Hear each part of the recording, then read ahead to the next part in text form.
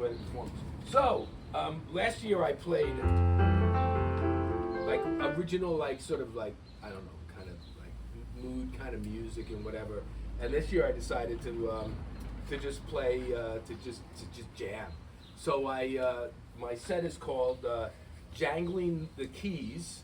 So that's like, I mean, it's a very loaded, so there's the keyboard, keys, right? Keys, I'm gonna be playing multiple keys from C to C. I'm gonna work my way up the octave in different keys. Not in every key though. I can't play an F sharp or B. I've never been able to do that. But I play 10 different, well, I play 9 keys. I play C twice. And also, because when I looked up Jangling the Keys, one of the kind of the jokes is, when you want to entertain a child, you jangle keys in front of them, and you like completely drive them crazy till they stop doing what you get your attention. So that's sort of the obnoxious part of some of the playing that I'll do. I'm just gonna bang until you like stop the guy. So it all started for me with when I was in 8th grade. This organ player, a friend of my sister's, who played a Hammond, Billy Fagan. I got one of these, like, you know, $100 keyboards. Back then it was like unbelievable, a bass amp. A Nomad keyboard with a bass amp. I actually have the original receipt. It was $165 my mother paid for. I got it from Christmas in 8th grade. This guy came over and he taught me. And I just did that for the rest of my life. Anyway, so everything I play is based on that one little. So that's C minor blues scale. Did he show you to do it the other hand? Excuse me? Did he ever show you? No. He just showed me to do that, and then you just do whatever you want with the other hand, but you need a left hand. Since he was turns out that's the key. But I thought maybe he never got that far. The rest of it is all you. All I remember that he taught me was this, and that's all I did until and I teach everyone to do that when they went. How do I play the piano? Anyway, so. Today's performance is in memory of two Not the raccoon. well, so I was getting ready, cleaning up for the show, and there was a smell, and I thought it was a mouse in the garden. It was getting worse and worse and worse and worse. So I stuck my head under the pool house with a flashlight in the back. And I said, this was a chicken coop, so it's all open in the bottom. And I said, oh my God, I never threw a log in there. This big gray thing, you know. But then I said, yeah, but there's flies on it. And oh my God. On Tuesday night, and realized, oh my God. And then I looked closer and closer, and I realized it was a dead raccoon. And I called an exterminator, and the exterminator, he said, I said, oh yeah, you can just drag it out. He said, we don't drag, because it can fall apart. He says, can you cut a hole in the floor? Oh my God. So Wednesday, I literally took the carpet out, I took the subfloor up, I made a hole, and they took away this dead raccoon. What a job. Yeah, right. Man, it was, yeah. It's like, can you cut a hole in the floor? And Bob did it. I was like, yeah, just get rid of my raccoon. So then I cleaned it all up, put it all together, and I don't know when I came back, it was like the next day, and over there, curled up on the deck was a little raccoon. And I went, oh shit, I can't have a raccoon on the deck. I got people coming up. So I gave it a little squirt of the hose, and it ran off. A little one? A little one. Maybe it was a baby. Well, now it's up in the tree. It's up in the tree. It won't go anywhere because it needs the mother. That was the mother's That's dead. probably, It's looking who for the knows mother. if It's what not happened. a baby. A baby would be a little white thing like This the is size a of my few week fist. old. No, this is like a 6-week-old. Yeah. A 6-week-old. Hello. Yeah. Come on. We're telling the That's a sad we're story. Oh, it's telling such the a sad raccoon story. story. I put milk and a banana out, and I'm hoping it drank some of the milk. Maybe it'll find the Came banana. down to drink the milk. It did. If you it look up did. in the tree. Hi. right in the crotch of the tree there. You see You the see raccoon? the raccoon? It's a young. Yeah, that's our. It's about the a show. 6-week-old. You need to call somebody. We No, did. no, it's We gonna did. live here for a while. Little baby raccoon. Yeah, our The mother died. The mother died, and Yeah, we had we it. had to have it removed. Yeah.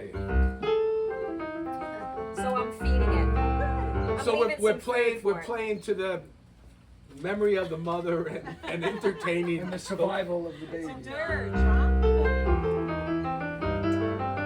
really cute. It's so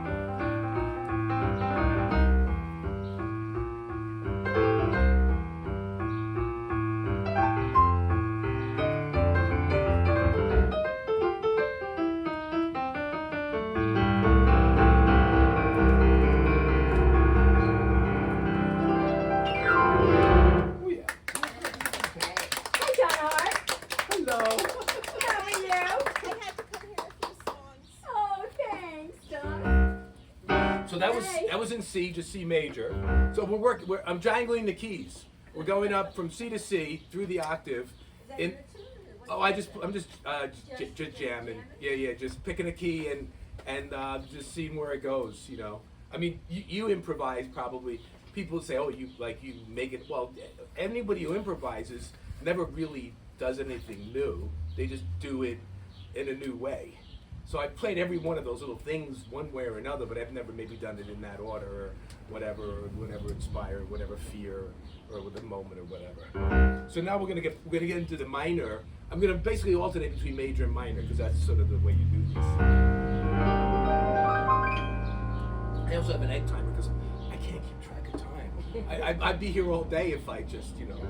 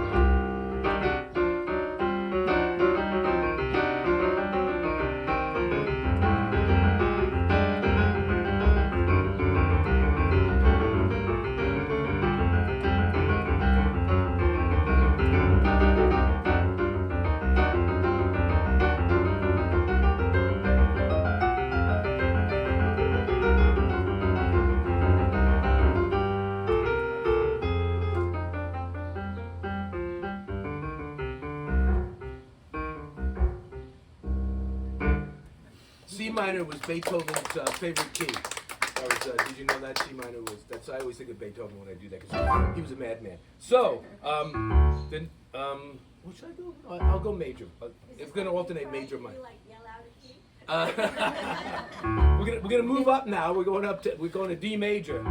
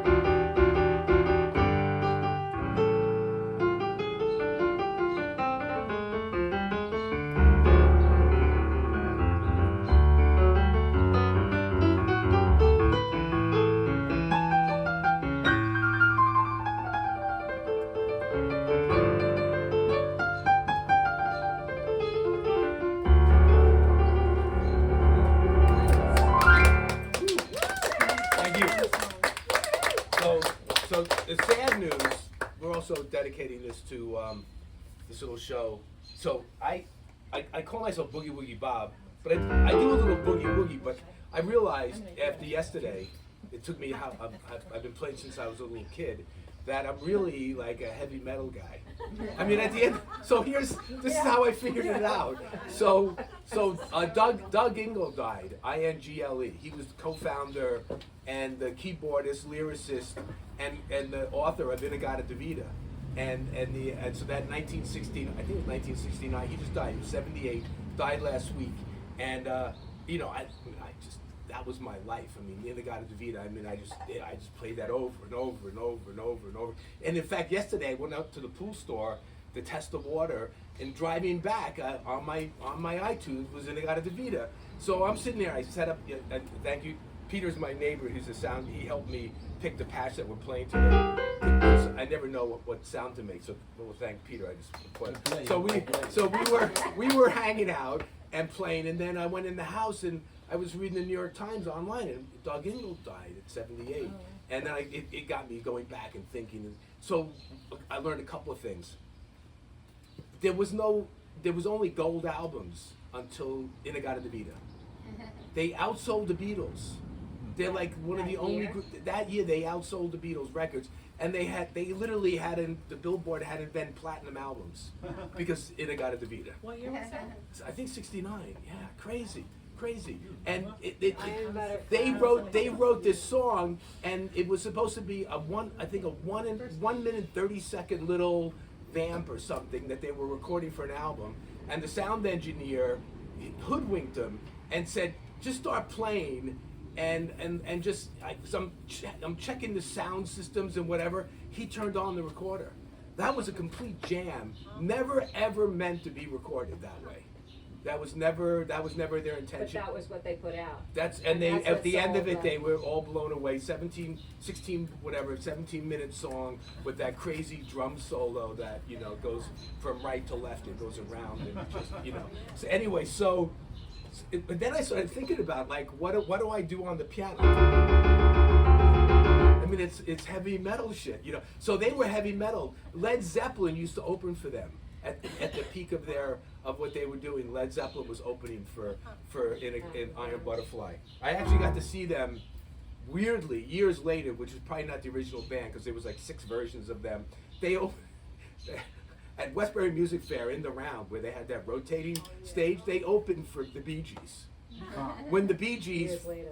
yeah, but the Bee Gees, they came out with like an orchestra and did all the first half of the show was their regular stuff, and then they went into their disco. Anyway, so I realized, so then I started going, okay, well, Inagata-Davida, like, okay, what is that song? And I looked at the sheet music and I realized, well, that's my next key, D minor.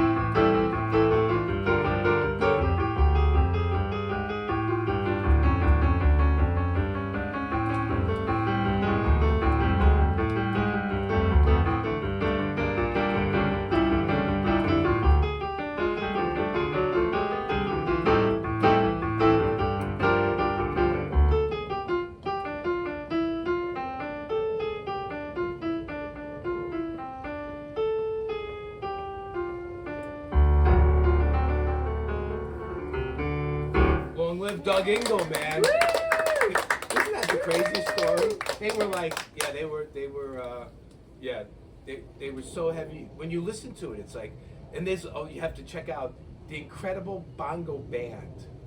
Look it up. They do a cover of Inagata DeVito, and it's a bongo band. I mean, it's with horns, and it's really good. Okay, so now I gotta keep track of where I am. We're gonna go back major now, E flat major.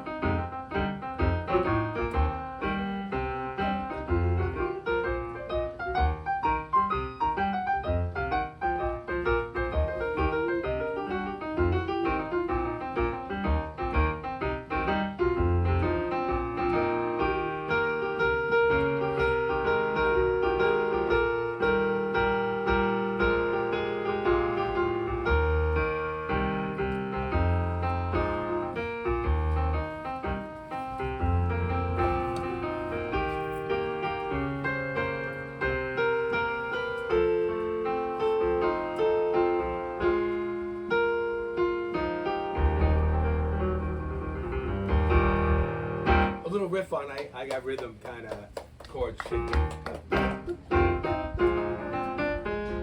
Okay, ooh, back to the minor. You know Los Gardenias? It's from Buena Vista Social Club, Raikuda. They play this really beautiful E minor thing.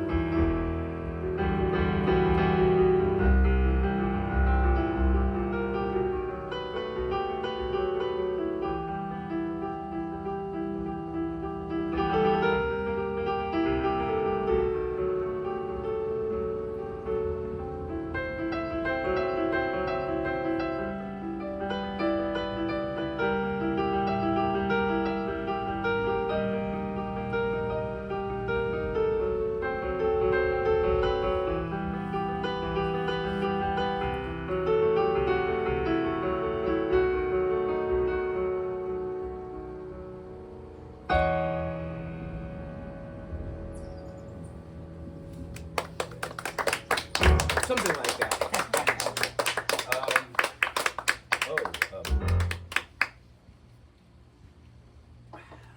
Go to F. I don't know. This is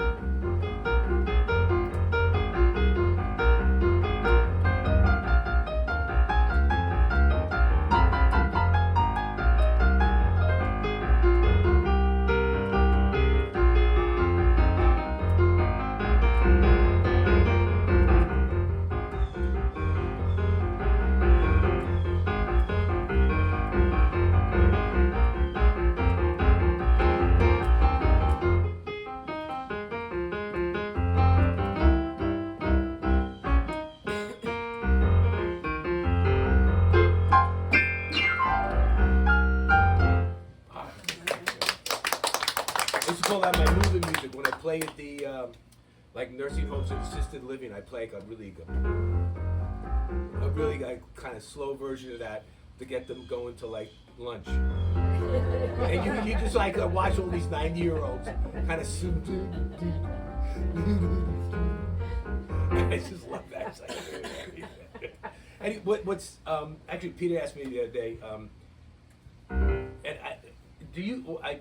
Jim's a harmonica player. Do you actually, because of the way you play in different keys, do you like play different music? A little bit. It feels different. Different keys have a different feel. For sure. Yeah, and the piano is even more unique. And I don't know about the guitar because it's not a symmetrical keyboard. I mean, it repeats these 12 notes, but if you always, there's the 2 black, the 3 black, and there's like these patterns that your fingers like, they don't like fit the same in all the keys. So I mean, there are virtuosos that can play, and I think the same with guitar. Adam was telling me sometimes voicing on guitars changes in different keys. So you actually may like be inspired to play different music in different keys. Unless you use a bridge. But The chords can move, yeah. Yeah, but it's whereas the piano, because of the nature of the 5 black notes that are 2 and 3, and the spacing and the half notes between B and C and E and F, like your fingers get weird and like you don't want to do certain things, I guess, Anyway.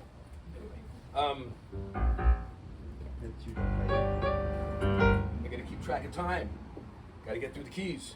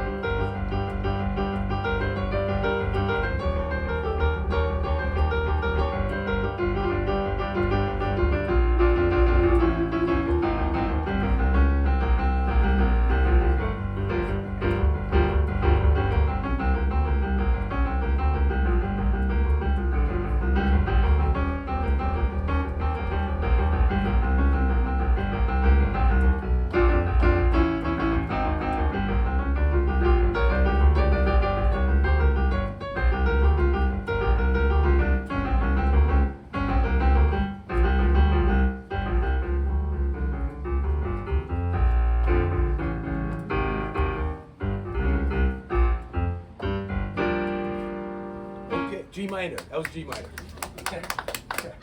Oh, and then one of my favorites.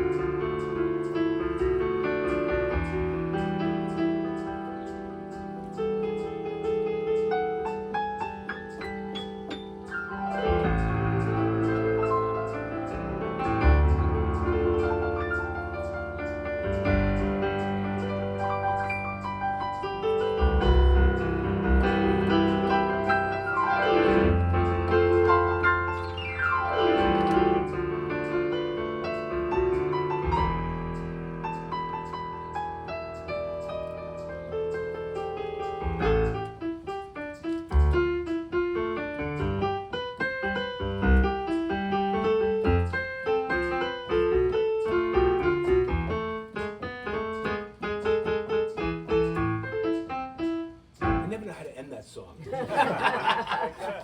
That's, you know, I Will Survive. Yeah, we picked that up. Yeah. It's a circle of fifths. It's like, I mean, everyone plays that song, but you know, I try to stay away from some of the notes they play, because that's that song, Gloria Gaynor, I Will Survive in the Disco, our disco, but it's such a great, because you can't play any wrong notes, it's all the white notes. Also a little bit like humming, Killing Me Softly. Yes. Yeah, and they're all, Yes. well, that's a circle, I mean, Same. you know, when Yeah. you, the circle of fifths will save you if you're trying to write a song. I was wondering if anybody knew. Like, if they picked up Okay. on it, but you guys definitely did.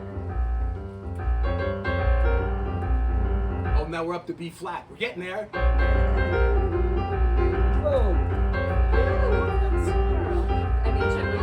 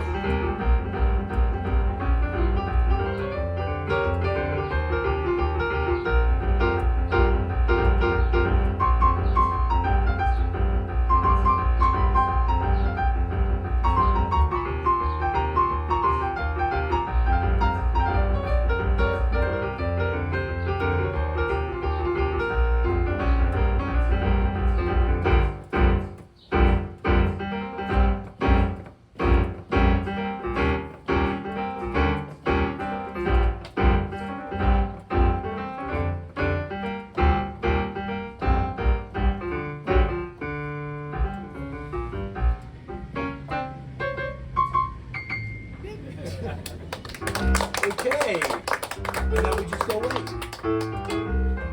Back to C.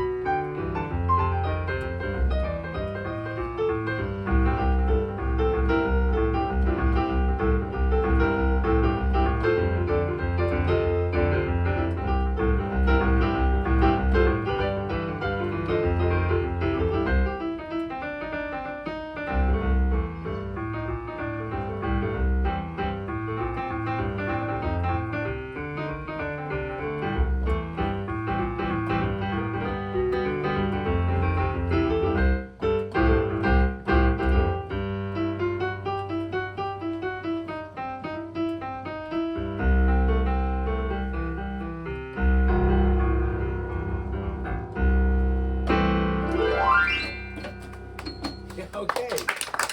Thank you. We made it. Bravo. Okay. Now we can set Elaine up. Okay. Yeah. Thank you. Very nice. That was great.